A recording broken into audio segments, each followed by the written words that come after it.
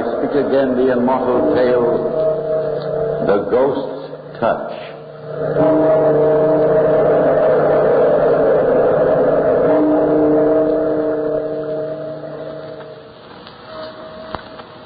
Is it true that when you are very close to death, the dead are really able to reach out to protect you? I don't know, but Ralph Zant and I had been married only a few months when he died.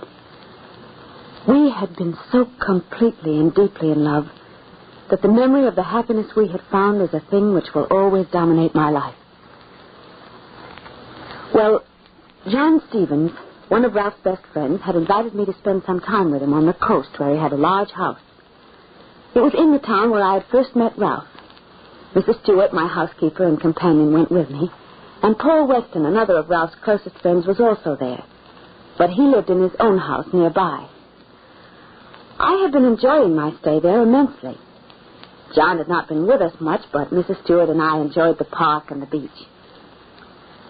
John had been particularly careful about my food, a fact which greatly pleased me.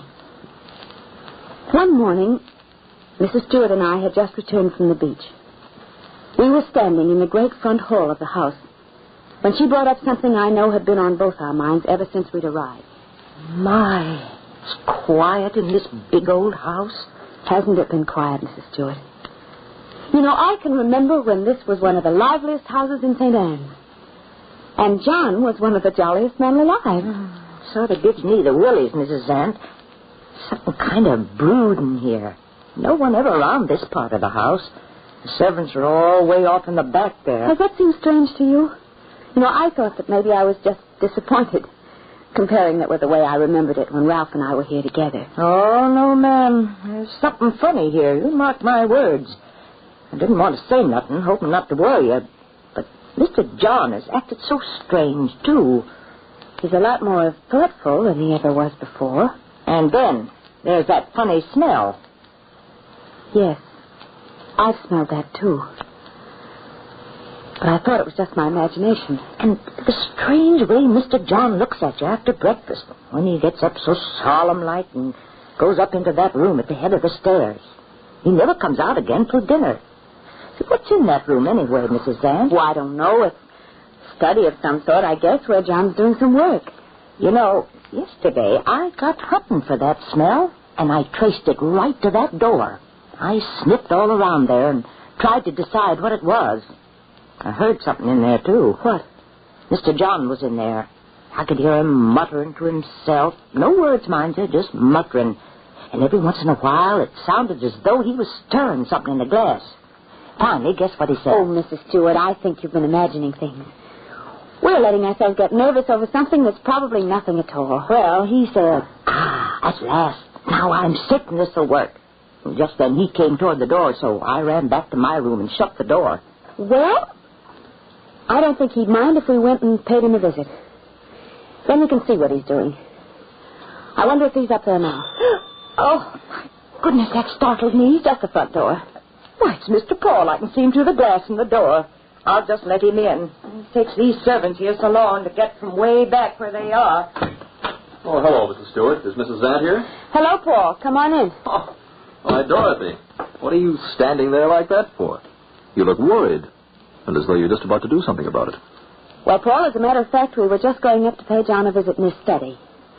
There at the head of the stairs. Study? Why, Dorothy, didn't he tell you what that is? No. That's a laboratory, and he's forbidden everyone to come in there, practically on pain of death. Well, he hasn't forbidden me, and I'm going to find out what goes on in there. I think that was a little mean of him. Oh, Mrs. Zant, do you think you'd better? Certainly I do. And I'm going up now. Well, I might as well get hung for a sheep as a lamb. I'll come along, too. Come on, Mrs. Stewart. Well, you aren't frightened, are you, Mrs. Stewart? There's no telling what we may find. Well, it can't be too awful. John's no demon, anyway. No answer? Maybe he's gone out. I'm going to look and see. Be careful, Mrs. Zant. Get out. I told you. Oh, Dorothy, come in. I didn't realize it was you. Well, we're all here, John. We came up to pay you a little visit. Fine. Come on in, but shut the door. Hello, Paul. When did you arrive? Just came in.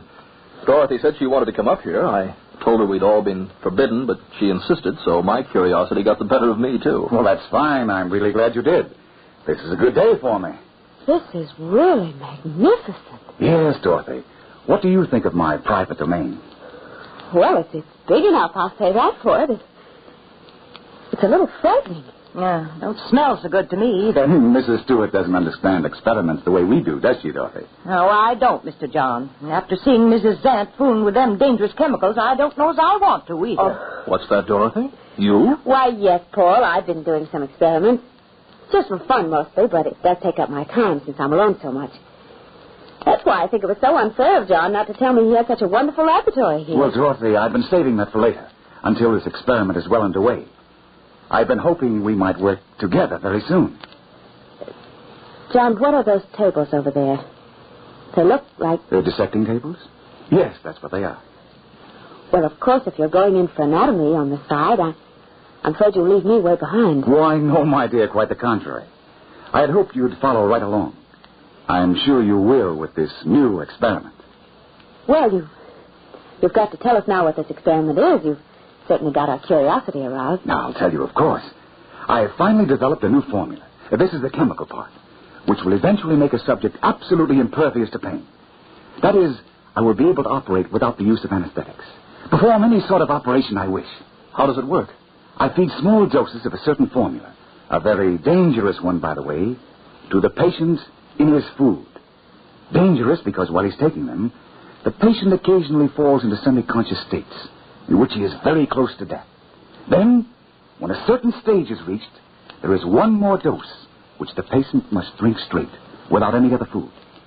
Then the subject becomes unconscious of any pain whatever. But what's the purpose of that? Surely the development of anesthetics. But this, you see, leaves the scientists free to operate on conscious living animals without the stopping of some functions brought on by anesthetics. And this never wears off. Have you ever tried it? Several times, my dear, and with success. I am just waiting now to try my greatest experiment of the lot. To use my formula on the most complicated of living organisms, the human. But, John, you're not going to go on with this, are you? Well, certainly. Why should I stop now? Especially when I'm so near the final experiment. Do you mind, John, if Mrs. Stewart and I go down to the beach? I'm afraid the air in here has made me a little dizzy. That's a good idea, Dorothy. We'll come right along to walk with you. By all means, go ahead. Do get plenty of fresh air, my dear. I hope you'll see more of the laboratory later.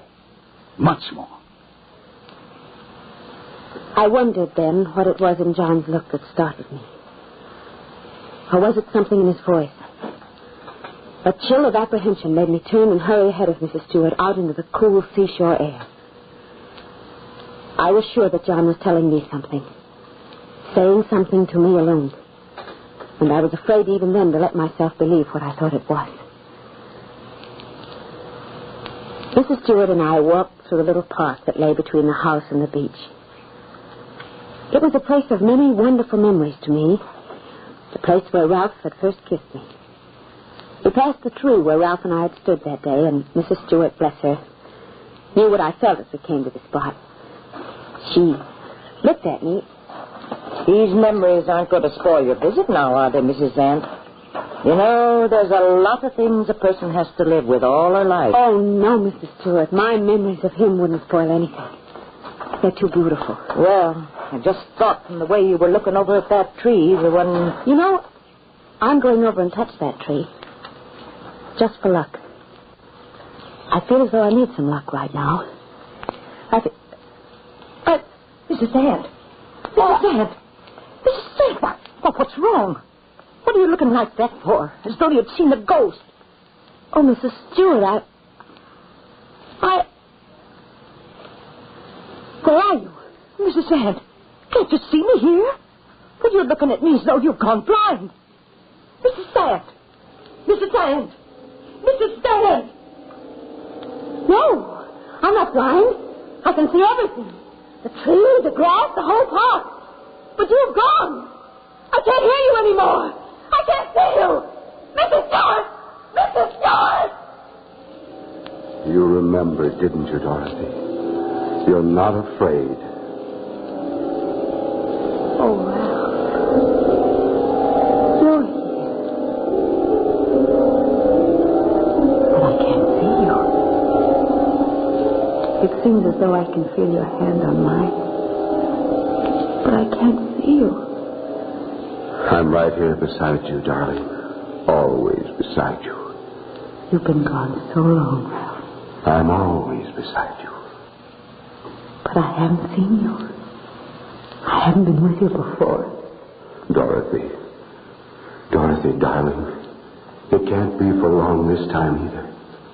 They're coming soon. They're on their way now. Who, my dearest? All of them. Don't forget the others. They'll be here. Don't forget the others. Why can't I see you, Ralph, when I want to so much? I can still feel you. It seems as though you have your arm around me. Oh, Ralph. Oh, Ralph. I'm here, though. Right here with you, my darling. Why didn't you let me know before that we were so near to each other? Because you had to come a long way to me first. And now it's time for you to know it certainly. You already know why. Are you here to protect me? You are. You are, I know it. But from what, Ralph? From what? Dorothy! Dorothy! Mrs. Dad! Oh, thank heavens, Mrs. Dad! You are, aren't you, Ralph? You will protect me. I'll come back to see you here, Ralph. I'll come back. Ralph! Where are you? Why don't you answer? Oh, Ralph, where are you? Dorothy, it's all right. Dorothy, can't you hear me? Can't you see me? Oh, Paul. Paul, it's you. Yes, Dorothy. Do you feel all right? Oh, Mrs. Stewart. Oh, Mrs. Zant, I ran and found Mr. Paul as fast as I could. You stood there looking straight at me and you wouldn't answer me. You didn't even see me when I put my hand up in front of your face. Oh, you gave me an awful fright. Mrs. Stewart came running for us. She said you seemed to have gone into a trance. I came as soon as I could. She's all right now, isn't she? Yes, now she is. But it certainly is strange. Not strange at all. In fact, rather to be expected. Why, Mr. John, Mrs. Zant hasn't ever had anything like that before. You didn't even see how she was. Mr. Paul here can tell you. Why expected, John? Oh, perhaps the air in the laboratory upset her.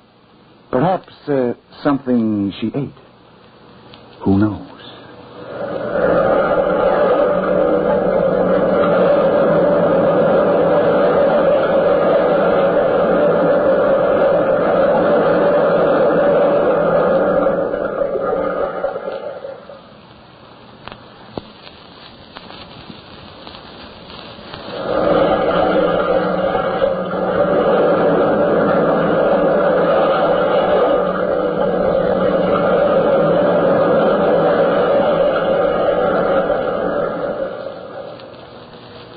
The shock of Ralph's passing away hasn't really left her yet, has it, my dear? I think we're imagining things. I'm afraid that perhaps the food my cook has been serving has been a bit rich these past few days. I spoke to her about it this morning. You all right now, Mrs. Zant? Oh, quite all right, thank you. I think we'd better go down to the beach. I'll come along with you, Dorothy. If you'll excuse me, I must get back to the laboratory. My dog has been acting rather strangely in the last few minutes. Something very interesting may develop. Will you excuse me? Certainly, John. We'll be back shortly. Don't hurry. Dinner won't be ready for a while, and that's all you need to be back for. I'll see you later. Dorothy, I don't like this at all. Are you afraid of something, Paul? Mr. Paul needs this funny spell you just had, and I agree with him. It was very strange, but it was very wonderful. Tell me, Dorothy, you know something about chemistry. Would it be possible for John actually to do what he says he has done? Well, there are a great many strange things that can be done with chemistry, Paul. And I believe, yes, that a mind bent on such an insane purpose could probably develop such a combination. But wouldn't it be very dangerous? You're thinking of that spell I just had in connection with it, aren't you? Well, he did say some strange things there in the laboratory. And you may be very right, too, Paul, in suspecting him. I may already have been... Dorothy! Oh, Mrs. Zant, no. Please, let's go home today. But, Dorothy, if you think... No, Paul. Something happened when I was standing under that tree. I talked to Ralph. But, Dorothy... And I promised to go back to talk to him again tomorrow. You see, I have to stay here now, because I must talk to him again. It isn't possible. I may be in great danger, Paul. Even this minute, here with you on this sunny beach, I may be very near to death. But I want to see whether what I believe is true. Because perhaps I am so close to death that the spirit of the man who loves me can reach across the narrow space that divides us and protect me. If that is so, I will have discovered more than 1,000 insane experiments can prove. You see, I have to stay now. But, Dorothy, hasn't he protected you already? Hasn't he warned you? No, Paul. He's waiting for something. Something else. I think I know what. Didn't he say? No, but there will be more. He told me to come back. He wouldn't have done that if there weren't more, would he?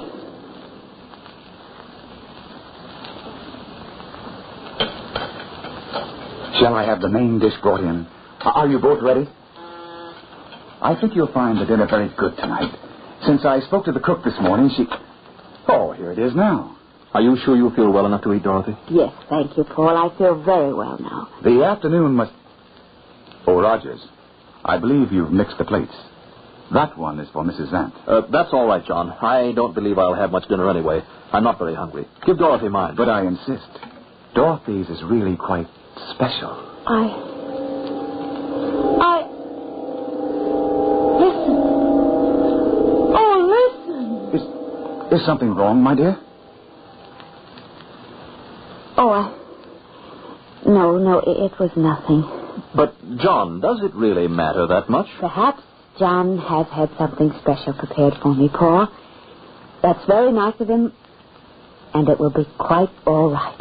Thank you, Dorothy. We scientists seem to understand each other, don't we? Dorothy. It's all right, Paul. This dinner and going to bed early tonight will fix Dorothy up splendidly, Paul. Wait and see. Suddenly I had felt Ralph close to me again. It gave me a new confidence, a knowledge that whatever happened now, I was protected. I tasted nothing strange about the food, but I hadn't noticed anything in the meals before either. Ralph was waiting, I was sure now, until John became bold enough to spell his own destruction.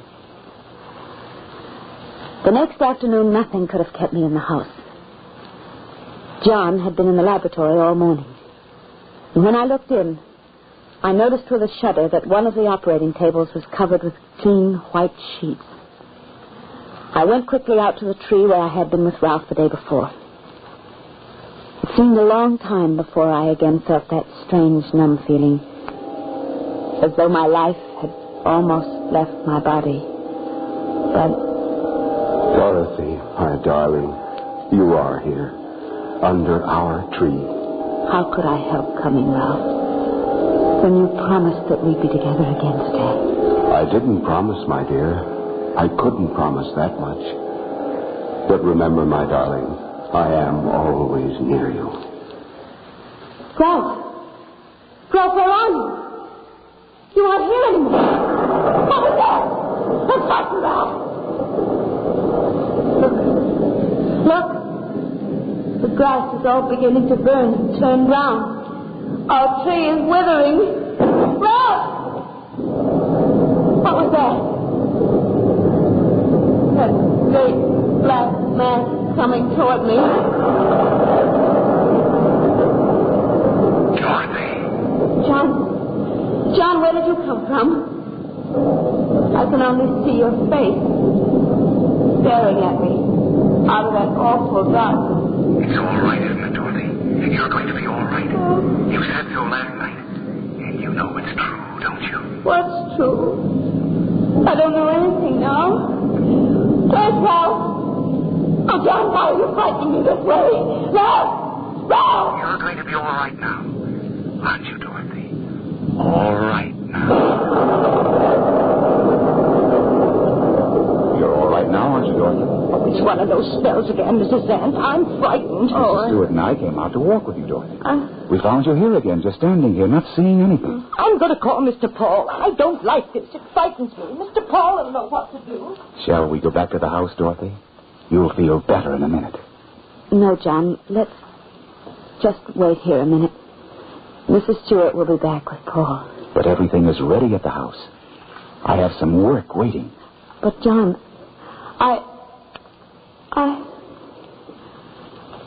that darkness all around you. I can't see anything but your face again. You will follow me back to the house, won't you, Dorothy? That's it. Of course you will. Yes, John. Of course. I'll come with you. Everything here is brown and burnt. Park has grown so withered. It's horrible here now. Come on, Dorothy. We'll go slowly. Come along with me. One step. One step. That's it. Come along with me. Look at those birds over there. They're such big black birds. And they're falling, dropping right into the sea. What's the matter with them, John? Why don't they come up again? Don't be afraid of them, Dorothy. Just come with me. One step. One step. And look, those awful things. Snakes. Huge ones. And they're not moving. John, they're dead. Nothing here ever stays alive anymore.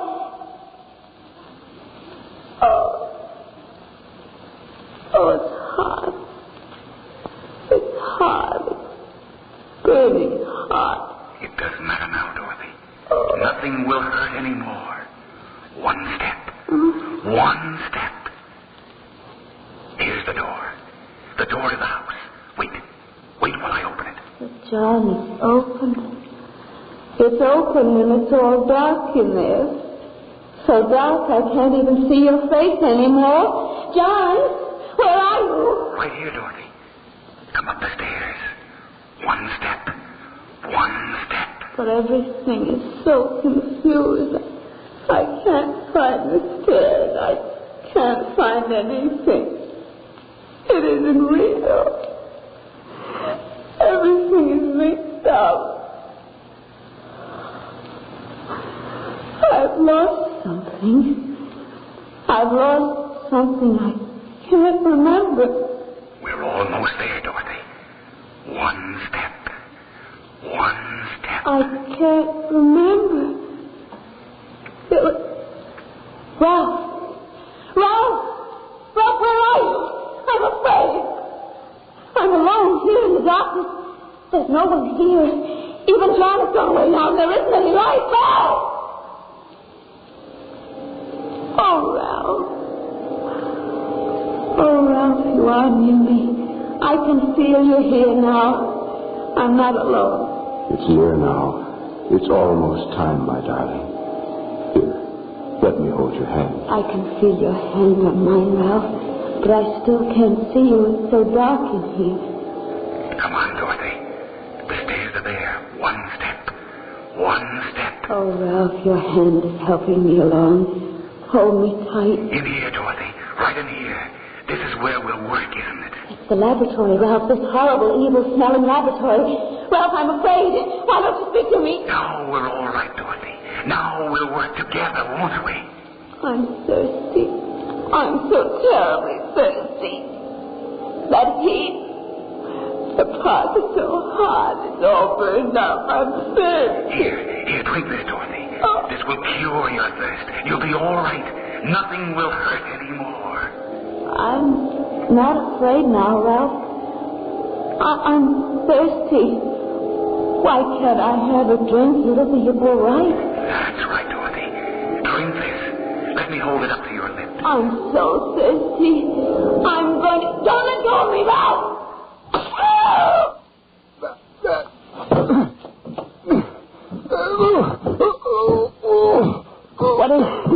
What is it, Mrs. Hazlitt there. Lord, what's got him? He's choking to death. Something's strangling him. John. John. He's dead. Oh! He was just holding that glass to your lips, Dorothy, when we came in, and suddenly it shook out of his hand as though someone had grabbed hold of his wrist. A powerful hand. It was like as if a ghost had reached out and knocked that glass out of his hand. Someone did, Paul. Ralph. But no one was here. It couldn't have been. Oh, Mrs. Sam. I was protected. I knew I would be. Ralph was able to reach across and save me. Oh, I know it.